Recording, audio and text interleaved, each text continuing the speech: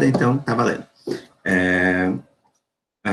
Bom, vamos começar aqui a segunda parte da aula, e eu começo falando para vocês que a fotobiomodulação ela é um sistema complexo, e na minha forma de pensar sobre isso, eu vejo como 5 partes de uma mesma coisa que completam um todo, né?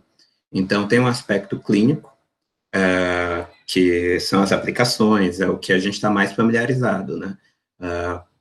Posiciona um emissor, emite luz no joelho, e aí a gente tem uma redução da inflamação, um alívio da dor, e magicamente a dor sumiu e a inflamação diminuiu pra caramba, mas isso é só uma ponta do iceberg. A gente, para ter um entendimento mais profundo, é interessante que a gente tenha um nível simbólico, que esse nível simbólico eu chamo, por exemplo, o entendimento matemático e físico, o entendimento de modelos de como isso tudo acontece.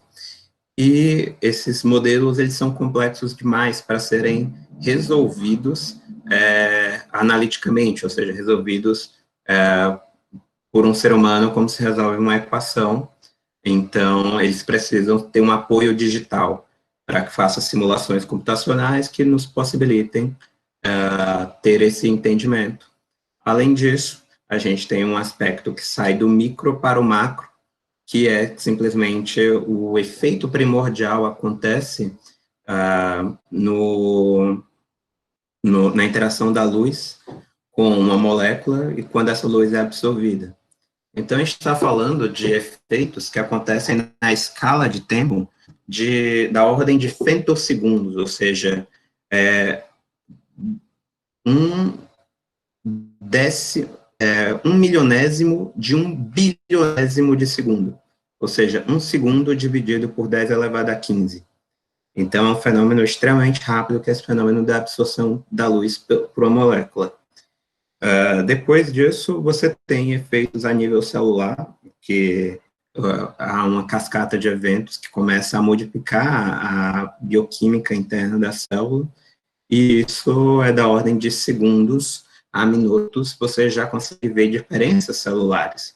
E essas diferenças na bioquímica celular, elas transpassam essas células, e começa, por exemplo, a transcrição genética fica diferente, as cascatas de eventos biológicas ficam diferentes, e você começa a ter efeitos biológicos que demoram da ordem de alguns minutos até algumas horas.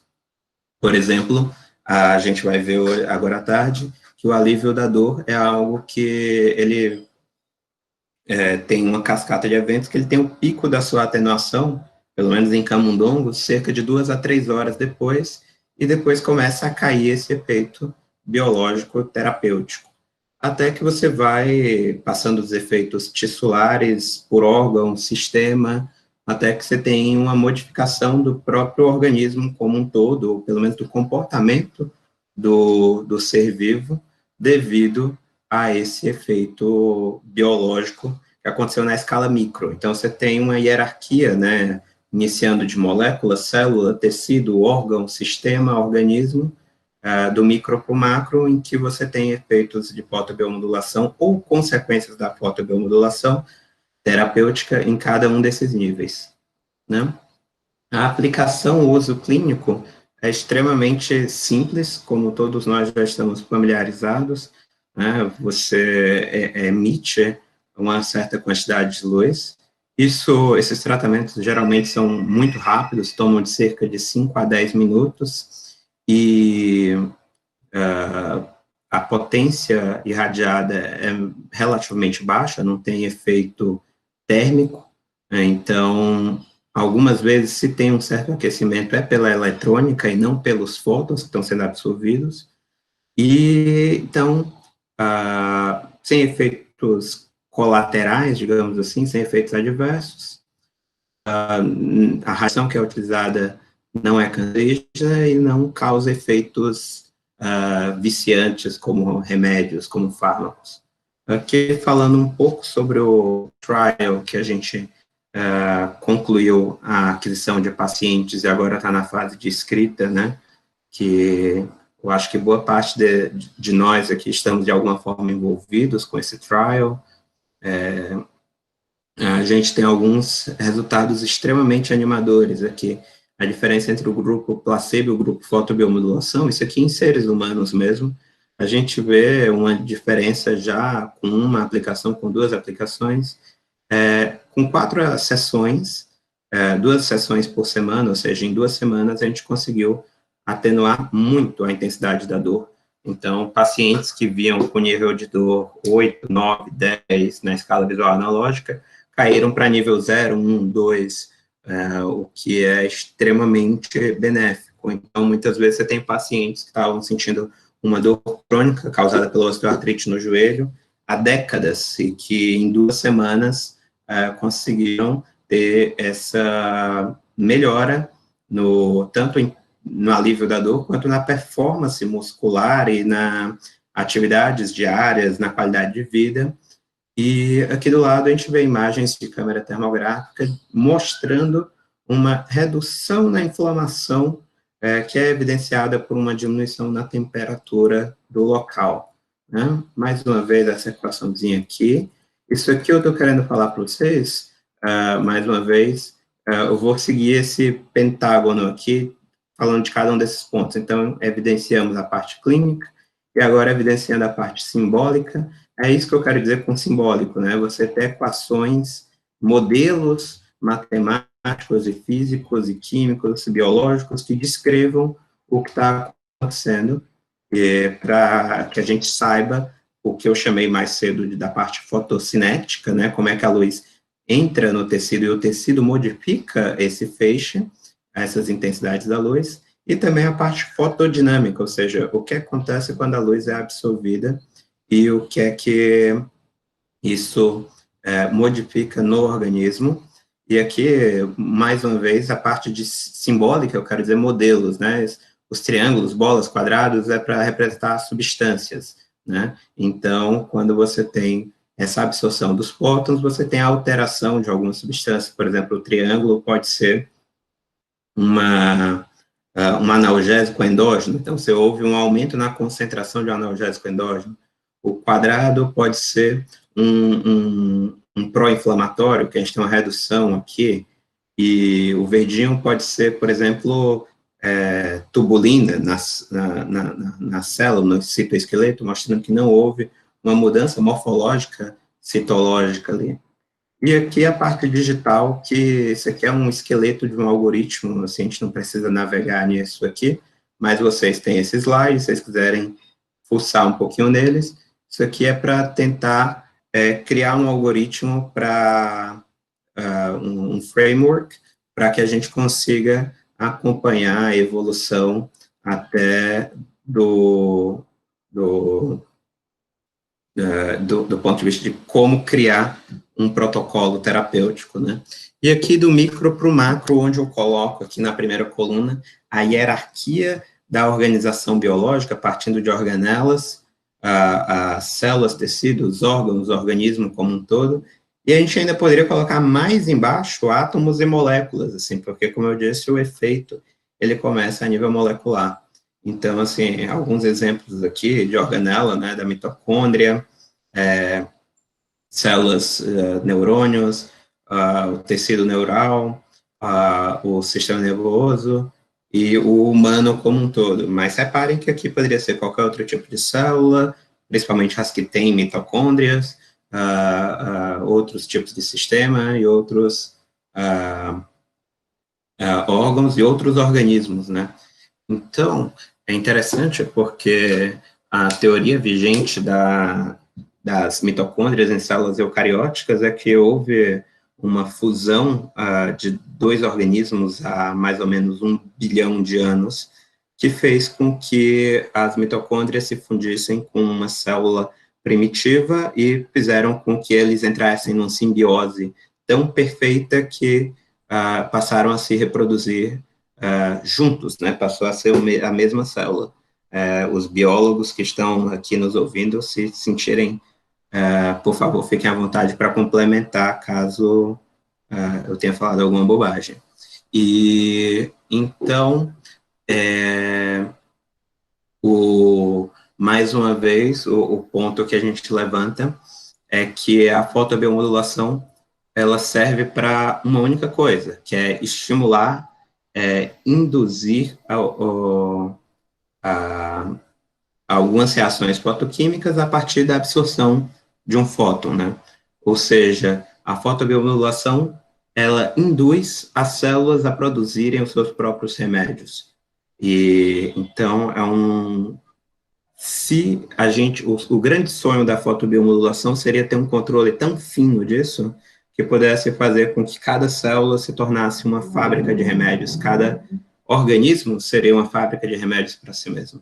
Eu não vou entrar exaustivamente aqui, mas na última coluna vocês podem ver os efeitos biológicos, as respostas biológicas, que vão desde o aumento de ATP até, por exemplo, liberação de óxido nítrico, e o óxido nítrico como sinalizador, como vasodilatador, por exemplo, e alguns efeitos em órgãos, como, por exemplo, a redução da inflamação, do inchaço, e melhora da circulação, e dilatação de veias e vasos, que são extremamente úteis no processo de cicatrização de feridas e de regeneração de um modo geral, até efeitos no organismo como um todo, que podem, por exemplo, melhorar a resposta imune do organismo.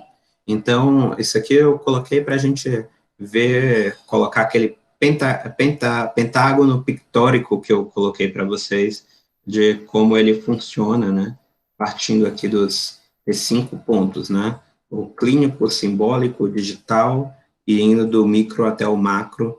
Então, quando a gente quer pensar em fotobiomodulação, a gente pode pensar em qualquer um desses pontos, ou na junção de todos eles, e como todo sistema complexo, a soma das partes é muito maior do que o todo. Então, de um modo geral, as pesquisas em fotobiomodulação, elas ficam muito próximas de um ponto como esse, e dificilmente pensam no todo, né? Pensam de forma holística, né? Holos do grego, o todo. Então, não confundir com o mau uso da palavra holístico hoje para terapias holísticas e tudo mais. Mas, então, é isso. Quando a gente pensa a fotobiomodulação como um sistema complexo, formado por várias partes, e sendo essa junção de todas essas partes algo muito maior do que cada uma das partes individualmente, a gente está pronto para ter um raciocínio sobre essa doença e realmente fazer algo diferente do que está aí, não fazer algo que é mais do mesmo.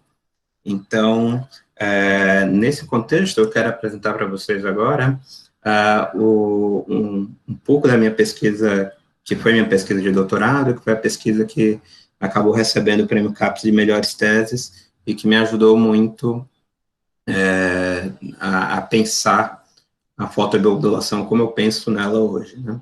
Então, um pouco sobre os mecanismos de ação analgésica da fotobiomodulação, principalmente da interação da luz com o neurônio, no qual a gente foca aqui em dor crônica, porque 1/3 da população mundial sofre com dor crônica. No Brasil, são 60 milhões de pessoas que passam, em média, 7 anos sentindo dor. Então, é muito tempo que as pessoas passam com dor crônica, e é um número muito grande de pessoas que têm dor crônica. Então, com isso, esse é um dos principais problemas da área de saúde contemporânea.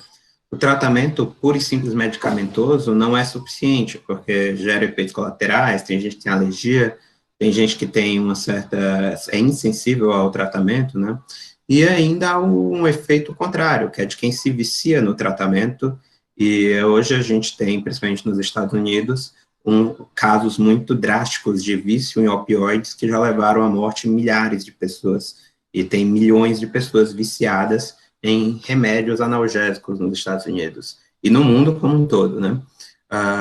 Eu não vou me atrever a falar aqui de mecanismos de ação da dor, tendo a Marúcia na sala, porque a chance de eu falar alguma bobagem é muito grande, mas eu vou falar só do básico para entender os próximos passos aqui, e, obviamente, ao longo das próximas semanas, outras pessoas que entendem muito mais desses mecanismos vão deixar isso muito mais claro para vocês.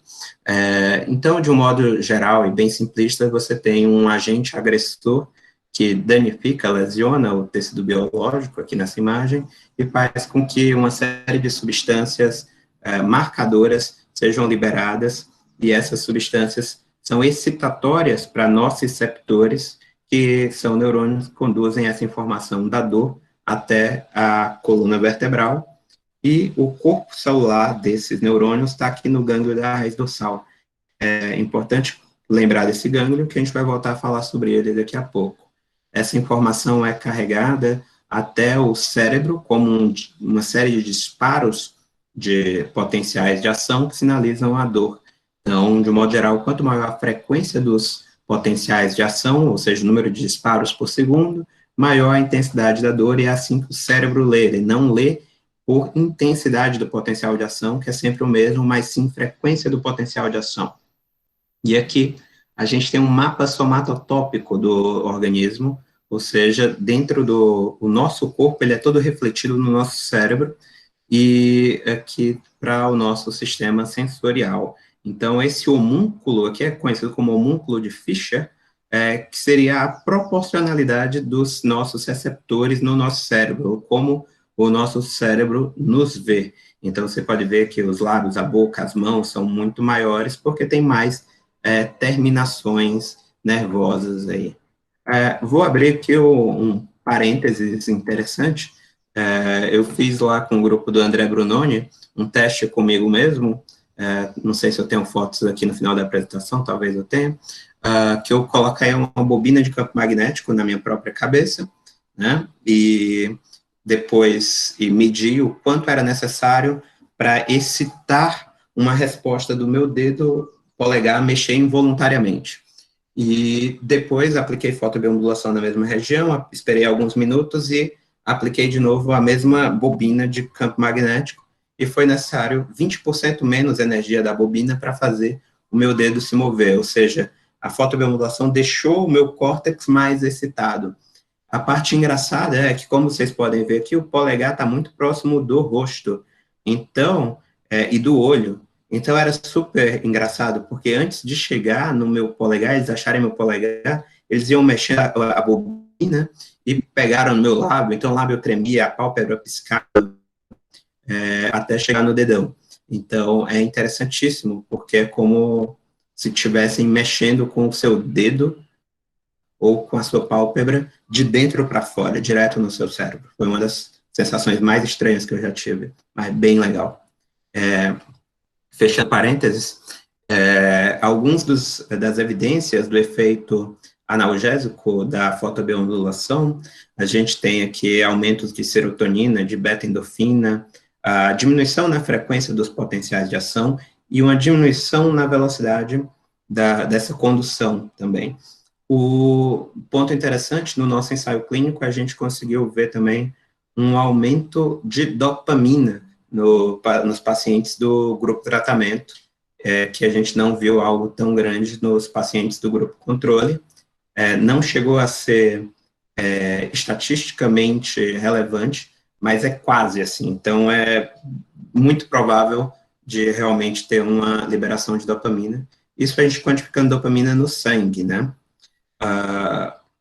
Então, como a gente colocou, os mecanismos, eles diminuem a frequência de disparos de potenciais de ação, tanto em fibra AC quanto fibra A delta, e principalmente em fibra C, que são fibras que não são mielinizadas e de pequeno diâmetro.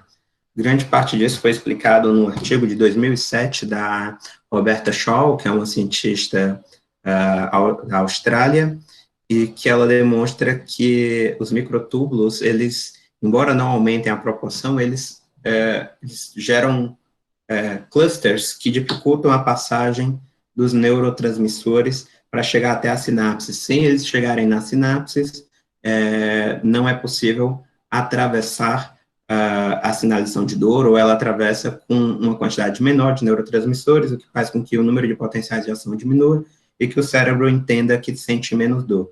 Isso foi uma coisa que a Roberta Shaw viu em cultura de célula e que no meu doutorado a gente conseguiu ver e quantificar no animal em vivo. Um teste que a gente fez também foi esses de filamento para pain threshold, ou seja, para o limiar de dor. Então, isso aqui é uma história engraçada também, abrindo outro parênteses. Como é que funciona isso aqui? Você aplica esses filamentos e ele tem um sensor de pressão que te diz o quanto de força você está aplicando na pata do camundongo, até o camundongo dar um flint, que é um movimento involuntário que sinaliza dor. Então, quando cheguei nos Estados Unidos, eu pensei, putz, aqui tem dinheiro pra caramba, a gente vai comprar um eletrônico. Aí o Hamblin disse, putz, Marcelo, não dá, porque só você que está trabalhando com modelo de dor e tudo. Aí eu, pô, professor, vamos comprar então pelo menos um conjunto aqui de filamentos Von Frey. Aí ele disse, não, Marcelo, sabe o que é, não vai rolar.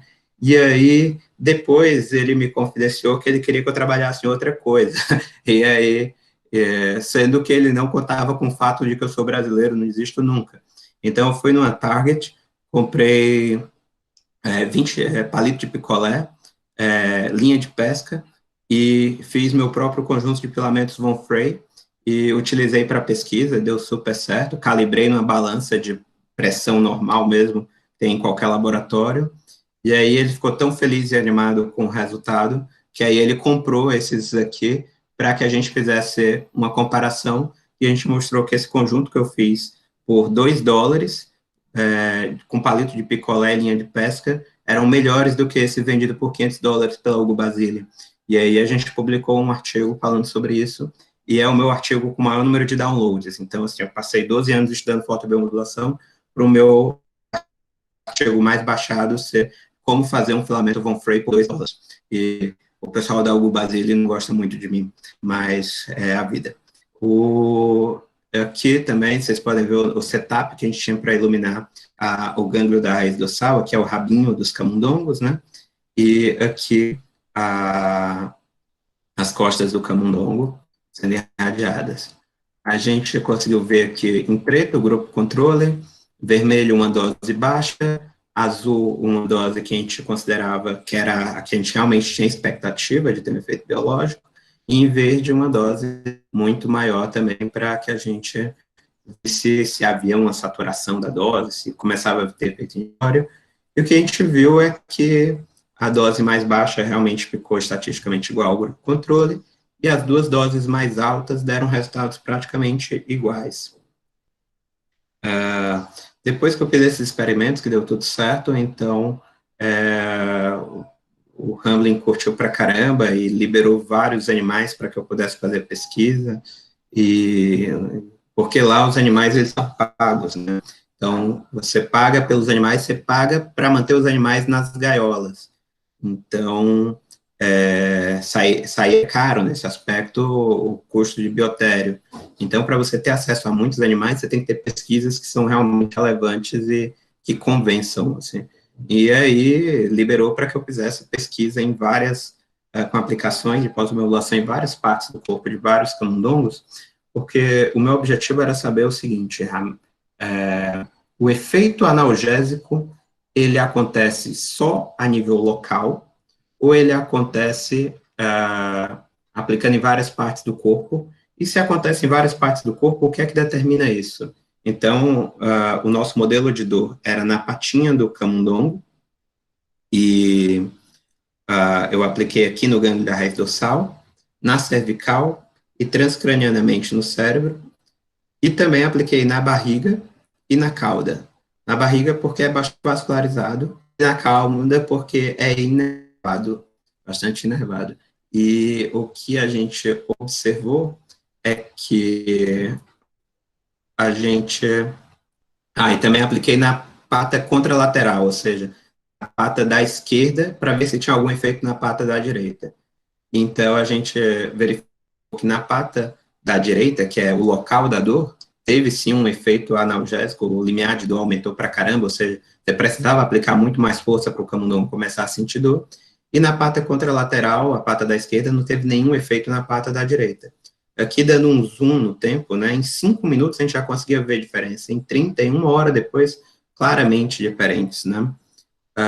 E aqui, os que foram diferentes do grupo controle, que foi justamente quando a gente aplicou na própria pata direita, que era o local da dor, na região dorsal, que é a região do gânglio da raiz dorsal, direto no cérebro e direto na cervical. Esses foram os que foram diferentes do sham. E os que foram iguais ao sham foi na pata contralateral, que é a pata da esquerda, na cauda e na barriga.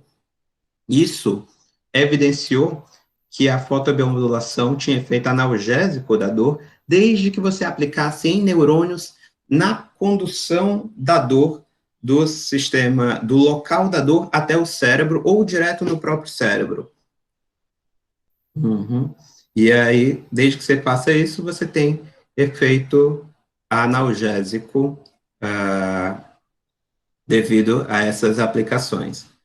E aqui alguns dos parâmetros que a gente utilizou, né, no local da aplicação, aqui é especificamente nas aplicações da cabeça, porque aí, como a gente viu o efeito de aplicação transcraniana, né, direto no cérebro, isso nos empolgou bastante, né, porque é uma aplicação no sistema nervoso central que causa um alívio da dor no sistema nervoso periférico. E aí a gente concentrou isso e fez várias aplicações na cabeça, e agora a gente modificou os vários tipos de dor, de modelos de dor que foram testados. Então, aqui alguns dos parâmetros, né? Então, a área iluminada, 1 centímetro quadrado na superfície, 300 miliwatts. Esse número aqui de 300 miliwatts, e essa área, o tempo de irradiação, tudo isso foi decorrência das pesquisas que eu já tinha feito com ratos, aqui no Brasil, antes de ir para os Estados Unidos, que foram as que eu apresentei para vocês hoje de manhã, que eu fiz da luz se propagando na cabeça de ratos, né? Que vocês viram hoje de manhã, foi o que me permitiu saber qual a dose utilizar nessa cabeça de roedores aqui para essa segunda parte da minha pesquisa de doutorado. Então, energia, densidade de energia, e aqui a aplicação transcraniana ao longo do tempo. Então, no momento zero, era imediatamente antes de fazer a fotobiomodulação. Fazia a fotobiomodulação e começava a contar o relógio, 1 hora, 2, 3, 4, a 3, né, 6 e 24 horas depois, fazia os testes de alívio de dor, né? Então, aqui foram as densidades de energia, densidades superficiais de energia, que foram empregadas no estudo, e um fenômeno interessante que a gente observa aqui é que com essa irradiação na cabeça, no sistema nervoso central, a gente conseguiu picos de atenuação da dor que demoraram 6 horas, enquanto que que era aplicado localmente, você tinha um efeito maior da inibição, ou seja, o limiar de dor aumentava mais ainda, sendo que eram efeitos mais rápidos, passavam mais rápido. Então, sempre pensando em pesquisa translacional, se a gente achar uma forma de aplicar a fotobiomodulação transcraniana para diminuir dor, nós temos a potencial de diminuir dor no corpo todo, de um modo geral, e por mais tempo do que a simples aplicação local. Então, essa questão de aplicações de fotobiomodulação transcraniana para controle de dor é algo que a gente ainda deve se dedicar bastante. Essa parte de imunofluorescência foi muito bom ter feito essa parte da pesquisa lá nos Estados Unidos, porque lá funcionava com facilities. Então, a gente mandava os cortes histológicos e o pessoal fazia toda a parte de imunohistoquímica e já fornecia as lâminas prontas para a gente observar no microscópio, e tinha um microscópio de microscopia confocal que nos permitia ver os anticorpos coloridos fluorescentes que marcavam no tecido. E aqui em azul a gente tem um marcador de núcleo celular, em verde aqui, né, marcador de tubulina, e a gente viu que não houve alteração na quantidade de tubulina, mas houve aglomeração, clusters de tubulina, como a Roberta Shaw já tinha visto em cultura de célula. Aqui a gente viu em tecido ex-vivo, né, que foi fixado 3 horas após a fotobiomodulação, que a gente já tinha visto na parte de comportamental, que era o pico da atenuação de dor. Aqui em amarelo o PAP, que é o analgésico endógeno, também aumentado, e o glutamato reduzido, ou seja, inibido em relação ao grupo sham.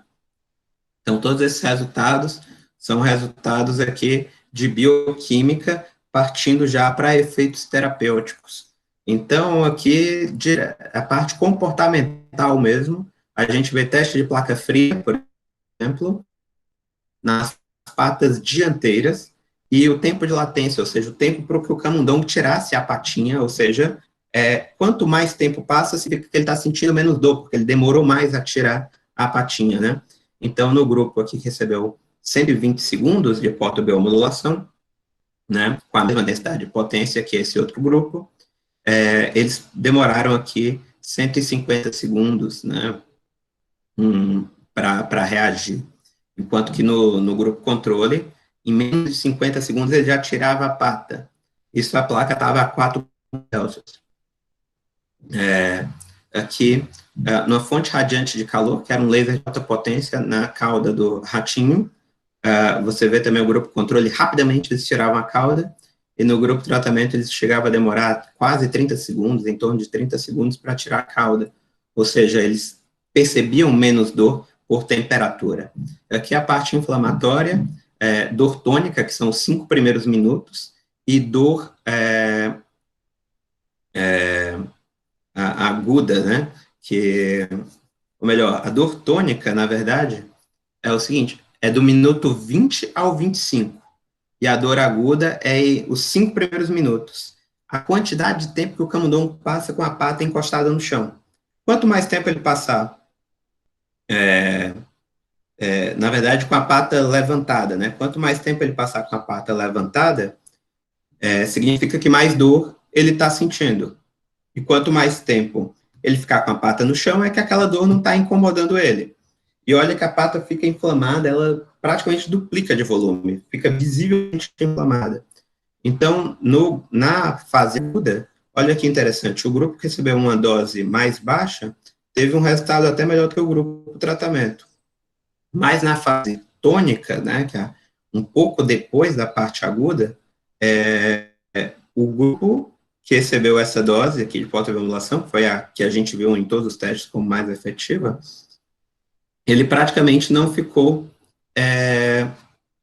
com a pata levantada. Ou seja, ele praticamente não sentia mais dor naquela patinha traseira. Um outro ponto interessante, a quantificação de ATP, viu um aumento de 90% na quantidade de ATP, praticamente duplicou. E os marcadores de dor, que eu já tinha mostrado nas imagens para você, com 2 a dor, reduziu aqui no grupo, nos 2 grupos de tratamentos, e o analgésico endógeno PAP aumentou bastante aqui no grupo 120, né? E a gente também, é interessante essas imagens aqui de marcação HI, a gente vê que não houve lesão no tecido encefálico dos ratinhos, né, na aplicação transcraniana, que todo mundo, você vai aplicar 300 miliwatts no cérebro do camundongo, isso não vai ser deletério, e a gente conseguiu ver que não. Isso aqui, essas imagens, elas aumentam 1.600 vezes, então aqui é só para demonstrar, mas dá para ver com bastante detalhe. Com isso, a gente concluiu que as aplicações a nível central da fotobiomodulação, ou seja, são aplicações não apenas locais, nos permitirão expandir ainda mais a zona de atuação da fotobiomodulação, porque, por exemplo, se a gente aplicar a fotobiomodulação num gânglio da raiz dorsal que inerve o estômago ou o intestino, em tese, nós poderíamos atenuar a dor desses órgãos internos, dessas dores viscerais. Então, é um campo também a ser bastante estudado e que, principalmente em modelos animais, né? Então, a gente pode trabalhar nisso também, principalmente para o pessoal aí que está na parte de pesquisa translacional. Bom, com isso eu acabo a primeira parte da aula agora da tarde, e aí eu queria ver com vocês perguntas até o momento.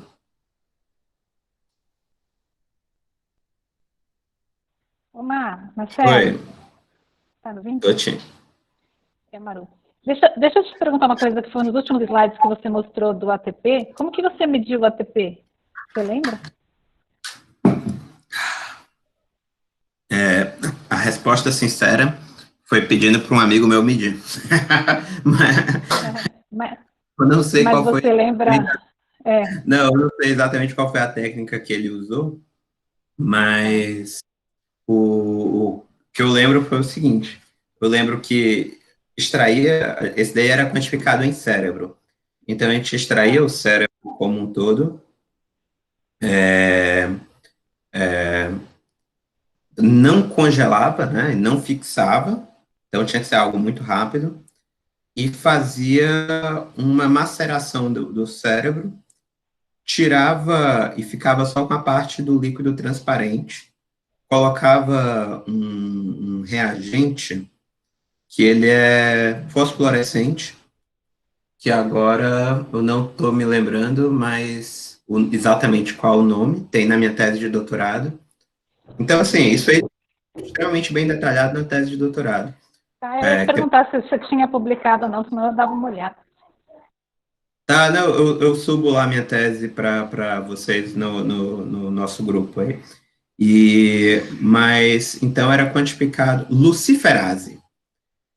Tinha Ah, tá, acho que eu sei alguma luciferase, coisa disso.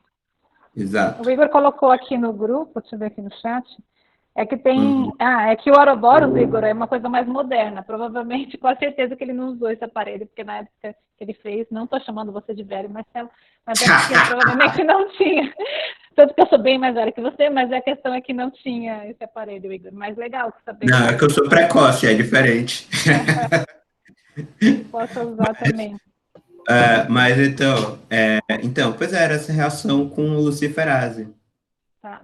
Só vou te dar outra coisa, quando você falou do valor dos animais, só para deixar claro para os alunos, principalmente os mais novos, ou quem não trabalha com a parte de animal, né? Mas aqui a gente também paga. E paga Ah, é? caro. Não É sabia que era aqui. R$ 25 um rato aqui no ICB, eu pago. E para comprar. E a Uhum. gente mantém, é R$ 7 a caixa dele por mês também. E, não, é muito, muito, muito mais barato nos Estados Unidos. Eu me lembro que naquela em Acho que é 2013, tipo US$ 30 normalmente nos Estados Unidos, mais ou menos. cara, era US$ 20 por cada camundongo e você pagava, tipo, US$ 10 por semana. Você pagava por semana para ficar com a caixa lá no biotério. Então, era Justamente. muito... Mas é importante cobrar, sabe por quê? Porque com a cobrança não começou, acho que talvez nos últimos, sei lá, 7, 8 anos, porque antes tinha muito desperdício. Os alunos, às vezes, Posso imaginar. o orientador, às vezes, nem sabia, eles acabavam pedindo, ou esquecia, ou largavam, então a gente tinha problemas sérios com a comissão de ética e com o Sim, biotécnico, sim.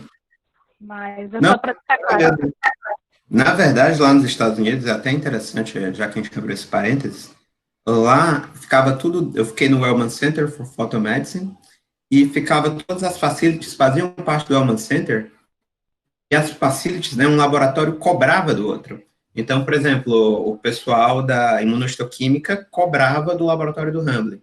Óbvio que eles não ficavam se pagando a cada momento, mas eles iam contabilizando e no final do ano pagavam a diferença, entendeu? Porque um laboratório prestava serviço para o outro, mas era tudo cobrado, assim. Então, eu acho que é um sistema interessante para aumentar a valorização interna, né? Porque, por mais que um faça serviço para o outro, você diz, olha, custa caro o meu serviço, não enche o meu saco, ou então não desperdiça por besteira. Tá Então, certo. é legal as pessoas ficarem sabendo disso, como a pesquisa funciona, ou como deveria funcionar. Bom, mais dúvidas? Eu tenho, na verdade, uma. Eu queria que você me dissesse se. Porque eu vi que quando você aplicava o tratamento nos animais, o laser, era laser que você usava? No doutorado foi laser. Isso, laser. Você fez uma contenção nos animais. Eu vi que era uma caixinha de acrílico, parecia que tinha uma contenção em volta do animal. Porque normalmente a gente faz, por exemplo, eu faço no laboratório, alguém segura e eu aplico, sabe? Eu queria saber se você acha que os animais ficavam estressados e como é que é isso lá, porque eu nem sabia que tinha algum tipo de contenção assim, sabe? Que você não precisava segurar o animal. Não, pois é. Lá é o seguinte, você poderia fazer, tinha colegas que tinham mais experiência, que faziam assim, pegava o camundongo aqui e aplicava com maior facilidade. eu aprendi, assim, até para situar vocês, né? Minha graduação, eu fiz físico teórico na graduação. Eu comecei a trabalhar em laboratório de física no mestrado, com todas as coisas inanimadas. Eu comecei a trabalhar com ex-vivo no começo do doutorado. Quando fui para os Estados Unidos, eu tive que trabalhar com camundongo vivo. Então, eu era uma negação. Então, o que pudesse fazer para facilitar a minha vida, e obviamente facilitar a vida dos camundongos, principalmente, eu fazia. Então, tem esses equipamentos de contenção de acrílico, e é legal porque eles são pensados para você manipular o animal em vários pontos, assim. Então, você tem uns que tem a coluna vertebral aberta, sabe? Ele é todo transparente, mas além disso não tem contenção na coluna vertebral, para você fazer cirurgia na coluna vertebral, ou na pata. Então, tem vários modelos. E lá isso era bem comum, assim. Então, e eu acho que até do ponto de vista de pesquisa, talvez seja melhor, porque você evita um bias, né? E quando você tem uma pessoa segurando, às vezes, sei lá, uma pessoa segura mais forte, outra segura mais fraca, isso pode colocar um bias a mais. Eu acho que é um viés muito leve, mas sempre que a gente pode tirar um viés, é melhor tirar, né? Então, por isso que eu gostava de usar essas ferramentas de contenção. Entendi. Você acha que, tipo, tem menos estresse no animal essas ferramentas do que alguém segurar, né? Eu acho que Entendi. sim, eu acho que sim. Mas, Uhum, de qualquer forma, é tão pontual, são pouquíssimos minutos. Então, entendi. uma pessoa segurando não faz tanta diferença. Uhum. É, no meu caso, era mais porque eu trabalhava muito sozinho mesmo, né? Então, não tinha quem segurar e eu não tenho uma habilidade para cortar papel sozinho, assim. Então, não teria a habilidade de segurar o camundongo com a mão e aplicar a fotobiomodulação com a outra. Então, Sim, por isso que entendi. de contenção e o procedimento todo entre colocar ele na contenção, aplicar e tirar não demorava mais do que 3, 4 minutos. Ah, Então, é era... muito rápido, é bem tranquilo, então. Eu achei que ele ficava um tempo lá, sabe? Aí eu pensei, nossa, o animal deve ficar estressado. Mas é uma ferramenta que te ajudava muito, porque não tinha ninguém para segurar para você e segurar com uma mão, fazer com outra. Eu também não tenho essa habilidade, e a Maru tem mais do que a gente.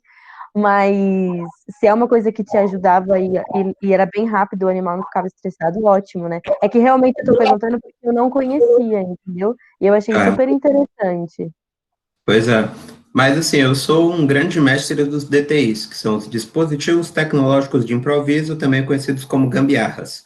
Então, uma das formas de se fazer isso, você pode fazer uma casinha com fita adesiva, entendeu? Que não pega, não é para pregar o animal, é para fazer uma casinha no formato do animal e, obviamente, passa mais fita adesiva por dentro para não ficar grudento, e você consegue deixar o animal contido ali de forma delicada, sem pressionar ele e sem grudar na pele dele, e é uma forma extremamente barata de fazer o equipamento de contenção. E coloca em cima de uma placa de Petri, por exemplo. Então, Entendi. é, Nossa, muito legal. Obrigada, viu? pois é, um dia eu tenho um sonho de fazer um site para colocar todas as gambiarras de laboratório que você puder imaginar, uma plataforma de Ai, por gambiarra. favor. Por favor, você já pensou se todo mundo do mundo coloca? Todo mundo se ajudando para as gambiarra? É isso aí. Não, aí, em Gambiarra Science, o Brasil é primeiro do mundo. Não tem para ninguém. Vai ser sucesso. O, bom, voltando lá, mais perguntas? Bom, então vamos lá para a nossa reta final de hoje. Tururu. Deixa eu voltar a compartilhar aqui com vocês.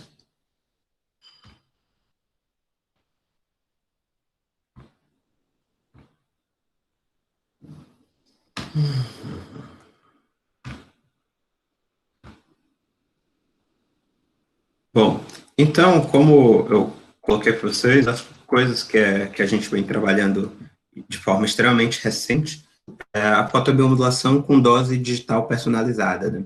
Isso é o que permite irradiar a quantidade precisa de fótons customizada para cada doença, cada anatomia, e levando em consideração as características do paciente.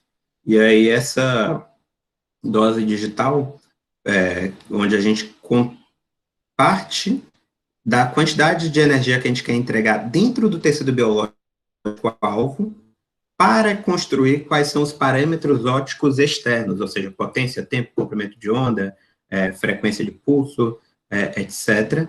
É uma forma que é diferente do que é feito hoje. Até do ponto de vista de pesquisa clínica, por exemplo, aplica a mesma dose em todo mundo, não importa se o sujeito é magro, gordo, branco ou negro, e aí acaba que é eficiente para uns e ineficiente para outros. Faz muito mais sentido, e é o que a gente faz, dar a mesma dose interna, ou seja, a mesma quantidade de energia por centímetro cúbico, por volume, né, o centímetro cúbico, o milímetro cúbico, do tecido-alvo, e para isso modificar os parâmetros externos. Então, assim, a gente construiu um hardware, um software específico para fazer isso, e um aplicativo de celular para controlar essa interação do terapeuta com a plataforma que você busca, você baixa os protocolos terapêuticos específicos e personalizados, já direcionados para aquela patologia, para aquele paciente, e é isso que faz com que a gente consiga superar o problema da dosimetria, porque não precisa mais que o terapeuta ali na hora calcule a dose, isso tudo já é calculado por nós, da Bright, com antecedência e forma uma grande banco de dados. No futuro, a gente vai tornando esse banco de dados tão grande que vai ficar personalizado. Então, assim, cada pessoa vai ter exatamente o protocolo dela. Então, hoje, para o terapeuta, quando ele entra na parte do aplicativo dele, ele vê todos os pacientes e todos os clica num paciente, e ao clicar no paciente, ele tem acesso a todos os protocolos daquele paciente, seleciona e aplica o remédio fotossêutico, o remédio digital, baseado em fotobiomodulação específico para aquela doença e para aquele paciente, e acompanha a terapia acontecendo pela própria tela do celular, o quanto tempo está demorando, o quanto vai demorar isso. Então, com isso, a gente superou o problema do cálculo de dose, ou, para ser mais justo, estamos superando esse problema. Né? Então, um remédio digital, o fotobioativador, o conjunto de parâmetros de radiação de fótons que induzem o organismo a produzir medicamentos endógenos, remédios endógenos, né? E isso de forma controlada. Tem aplicabilidade, como a gente já viu aqui, e na aula da Natalina, quinta-feira, vocês vão ver muito mais em praticamente qualquer tipo de célula e tecido do nosso organismo. O processo de desenvolvimento de um novo solução digital, de um novo remédio digital baseado em fotobiomodulação, consiste em atacar um problema, então, geralmente, um medical need, que é trazido pelos terapeutas, e a gente se junta para fazer um processo de desenvolvimento conjunto, junto com o médico. Por exemplo, o Dr. Gattas, que nos assiste aqui, a gente vai começar a trabalhar com ele para aplicar durante a cirurgia no joelho, para ver a melhora do efeito durante o pós-cirúrgico, né? Então, é um medical need que ele trouxe, né? Olha, e se a gente fizer aqui durante a cirurgia, a gente pode ter diferentes respostas e tudo. Então, a gente está criando uma forma de levar esse procedimento todo para durante a cirurgia. Aqui eu trouxe aqui só para dar uma comparação com vocês, que na indústria farmacêutica, de um modo geral, parte de 10 mil compostos até você ter um medicamento aprovado pelo FDA. Isso demora cerca de 10 a 15 anos e consome cerca de 2 bilhões de dólares.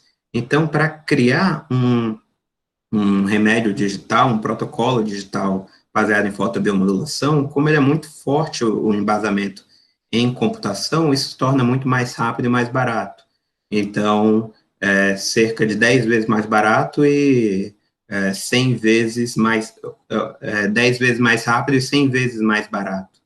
Então, a gente está falando aí de uma eficiência de 1000 vezes, né?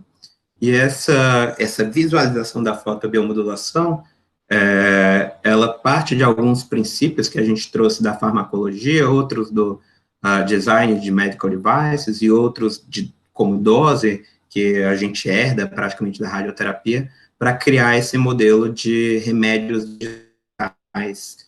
E aqui é uma expectativa que a gente tem de crescimento exponencial, tanto do número de fotobioativadores, profissionais, pacientes, e da receita gerada por esses remédios digitais, não só para a Bright como empresa, mas para todo o ecossistema, todo mundo trabalhando com fotobiomodulação nos próximos anos.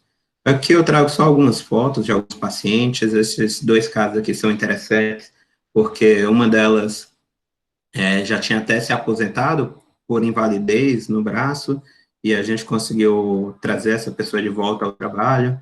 Aqui, questão de um enxerto, que a gente conseguiu melhorar muito a microcirculação, consequentemente a oxigenação, e fez com que esse paciente, esse enxerto tivesse 98% de adesão, enquanto a média desse hospital era só de 60%, então, um resultado muito comemorado por todos, principalmente pelo próprio paciente. Aqui alguns exemplos de aplicações na medicina veterinária, que a Isis pode falar melhor do que ninguém, tanto em aplicações em pets, mas principalmente em aplicações em equinos. E aqui, eu não sei se a gente vai conseguir ver, mas é um dos casos mais bonitinhos que a gente tem, que é o de um agradecimento que ela fez para a doutora Nathalie.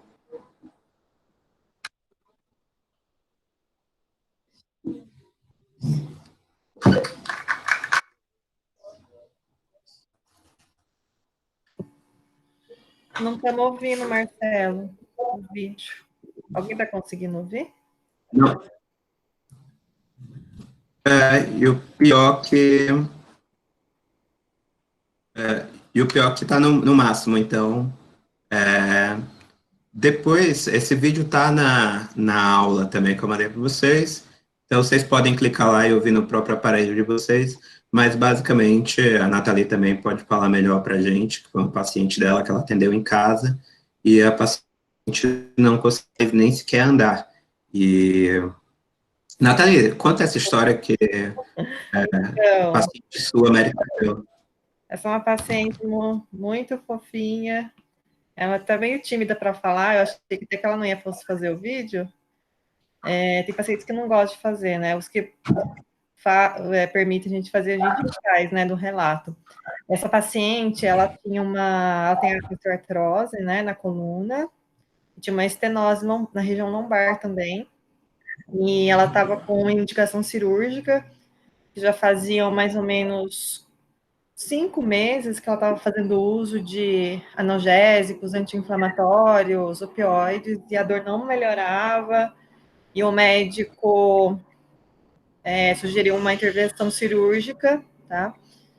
E aí foi quando eles entraram em contato com a gente, eu fiz uma avaliação nela, a paciente realmente, como o Marcelo mencionou, ela não levantava da cama, eu cheguei no quarto, fui atender ela no quarto, porque ela não saía mesmo da cama, ela ia no banheiro com a ajuda do genro dela e da filha, né, para fazer as necessidades, e ela tinha uma dor muito intensa na região da coluna, que irradiava para a membro inferior.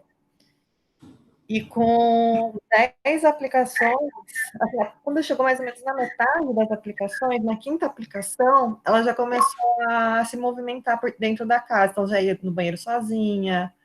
Eu lembro que até esse dia, quando foi a 5ª sessão, ela abriu a porta para eu entrar na casa, né? E até chegar a 10ª sessão, a dor ela foi despencando, até a gente zerar a dor dela. A dor dela zerou, chegou a zerar. Ela foi parando de tomar as medicações. Eu fui fazendo alguns exercícios, né? Eu fui associando com ela alguns exercícios de alongamento. E, claro, uma paciente que era muito ativa, ela estava ficando deprimida, porque ela fazia atividade física, ela morava sozinha, né? Então, ela estava morando com a filha por conta desse problema, não estava mais podendo sair. Então, ela já estava entrando em quadro de depressão até.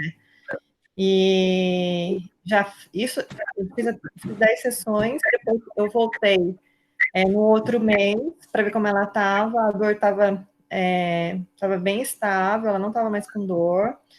Eu cheguei depois a fazer mais uma sessão nela, uma sessão preventiva, né, porque a dor estava, acho que entre 1 e 2, mais ou menos, fiz uma sessão depois de alguns meses, isso já fazem quase 2 anos. ela não precisou fazer mais tratamento. Mês passado, a filha dela me ligou, falando que ela estava começando a reclamar que estava começando uma dorzinha e se tinha necessidade de fazer mais alguma aplicação, né, de fotobiomodulação. Mas, gente, faz 2 anos, né, que a gente fez. E ela não relatou mais. Aí o médico suspendeu a cirurgia, né? A família realmente não queria que fizesse cirurgia, né, por conta da idade. Tentou, né, é uma coisa invasiva, muito invasiva, a gente não sabe como é que o paciente vai ficar no pós-operatório, é uma série de questões. Então, aí, mês passado, a família dela me ligou, perguntando, falei com ela, para ver como é que ela estava, mas a dor estava muito baixa, gente, ela tinha uma dor, na escala visual analógica, quando a gente pergunta para o paciente de 0 a 10, ela tinha uma dor 10, né? Mês passado, a filha dela me ligou, disse que eu estava com uma dor, assim, bem leve, assim, em torno de 3. E então, você conseguir melhorar a qualidade de vida do paciente, o paciente não precisar submeter a um procedimento cirúrgico invasivo, como seria, então é muito gratificante a gente poder ver esses casos, né, no nosso dia a dia clínico. É isso aí, é isso aí. Obrigadíssimo, Nath. É sempre muito emocionante, assim, a gente escutar os pacientes, porque Marcelo, que a gente escuta, né, a gente até chora, né, quando a gente vê o paciente. Eu acho que um dos melhores momentos, assim, para mim, em toda essa história, foi, você estava lá comigo também, Nath, lá no HC, a gente estava atendendo no ambulatório um paciente cadeirante, e caso muito, assim, muita dor, e como você sempre comentou, né, a dor levando à depressão, tornando a vida da pessoa um inferno. E a gente conseguiu ajudá-lo ao ponto de que ele voltou a ter uma vida relativamente saudável e com muito menos dor. E foi, assim, interessante e engraçado, porque eu não acompanho todos os tratamentos, né? Então, eu nunca tinha ido, eu não ia com regularidade no hospital para acompanhar. E aí a paciente, a esposa, né, falou assim, putz, esse negócio melhorou tanto a nossa vida, eu gostaria tanto de conhecer a pessoa que inventou isso. E aí todo mundo olhou para mim, tipo, oh, foi aquele cara ali na porta. E aí ela começou a chorar, ela e o marido, e agradeceram pra caramba. Cara, eu fiquei assim completamente sem palavras. Eu acho que foi um dos melhores momentos da minha vida profissional.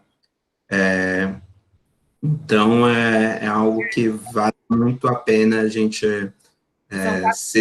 Né, Marcelo, de tratar, né, assim, ressaltando que são casos, assim, são pacientes que estão tomando medicações há anos. Esse que o Marcelo contou é um paciente de dor neuropática, o paciente toma diversas combinações de medicação, que age no sistema nervoso central, tem uma série de consequências para a saúde do paciente. O paciente chega te falando uma dor 9, uma dor 10, uma dor 0. Esse paciente, por exemplo, faz 2 anos que está tratado, a dor dele não volta mais. Quer dizer, fez uma modificação na resposta nervosa do paciente, né? Você fez ali uma regeneração, né? Então, é muito gratificante e feliz ver esse tipo de resposta. É isso aí. Pois é. E aí, como diria o Galeno, né? Aliviar a dor é uma obra divina. Só antes de finalizar, eu queria abrir mais um parênteses para falar com vocês.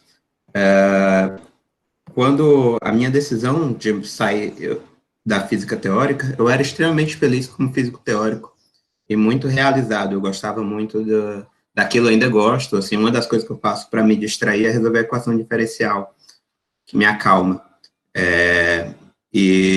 Mas o que aconteceu é que no meu último semestre de graduação, a minha avó faleceu com câncer, ela já tinha Alzheimer, e ela sentiu muita dor nos últimos 3 meses de vida dela. Então, eu decidi que eu ia para aplicar a física na área de medicina. E então foi aí que eu decidi, né, a partir da morte da minha avó, que eu decidi que eu ia estudar física médica. Então, foi quando eu decidi fazer a prova para o mestrado da USP, e consegui passar, e foi o que deu uma grande guinada na minha vida. E se a minha avó fosse viva, hoje ela estaria completando 100 anos de vida, então eu queria dedicar essa aula a ela. E então, é isso, e muito obrigado por terem assistido, e vamos para a parte das perguntas.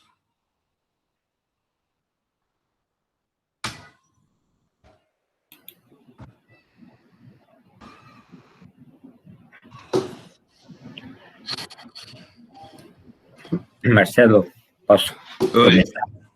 Claro, vamos lá. Eu vou voltar a fazer uma pergunta, que eu não sei se eu vou compreender a sua resposta, mas vamos lá. A questão da dosimetria. Quando eu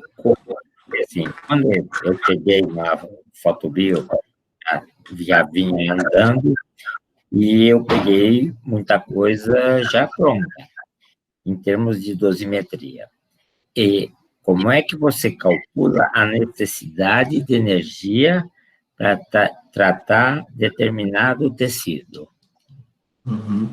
Hoje, a gente parte do que já existe na literatura científica, e a gente vê os que tiveram resultados positivos, isso tanto em ensaio clínico, quanto em pesquisa translacional, e calcula, ou pelo menos simula, o que a gente acredita ser a intensidade que chegou ao tecido-alvo. E aí, a partir disso, que a gente faz as simulações computacionais, partindo daquelas equações gigantescas que a gente mostrou ali, para saber o quanto de luz precisa ter externamente para dar aquela quantidade no tecido-alvo interno. Entendeu? Então, são duas operações.